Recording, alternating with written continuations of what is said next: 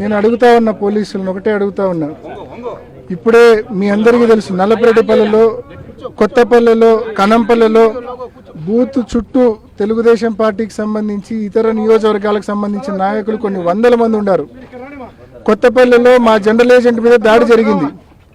టీడీపీకి సంబంధించిన బీటెక్ రవి, ఆయన తమ్ముడు, వాళ్ళ అనుచరులు కలిసి మా ఏజెంట్ల పైన దాడి చేస్తుంటారు. మా ఏజెంట్లను లోపలికి పోనీయడంలా పోలీసులు అక్కడికి వెళ్ళి పనికొచ్చే పని చేయకుండా, మా ఏజెంట్లను లోపల కూర్చోబెట్టే పని చేయకుండా ఈ మాదిరి ఇక్కడికి వచ్చి ప్రశాంతంగా నేను నా ఇంట్లో, మా ఊర్లో, మా ఇంట్లో ఉన్నా పులిన టౌన్ లో, ఆయన వచ్చి నా మీద దాడి చేయడము, నన్ను ఈడ్చుకొని రావడము ఎంతవరకు సభలో ఎన్నికలు ఇదేనా అని చెప్పి ఈ రాష్ట్ర ప్రభుత్వాన్ని నేను అడుగుతా ఉన్నాను.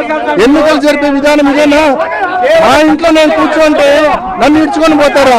నా వలన ఏం లా అండ్ ఆర్డర్ ప్రాబ్లం వచ్చింది అని అడుగుతా ఉన్నా నేను. నా వలన ఏం సమస్య వచ్చింది? ఒక పక్క బూతుల కాడ మా ఏజెంట్ని లాగుతాండ్రు, మా ఇంటి కాడ నన్ను ఈడుస్తాండ్రు. ఏంటికయ్యా పోలీసులు మీరు? బూతుల దగ్గరికి పోవాలి, నా దగ్గర కాదు. ప్రతి బూత్ చుట్టూ తెలుగుదేశం పార్టీ నాయకులు, కార్యకర్తలు కొన్ని వందల మంది ఉన్నారు.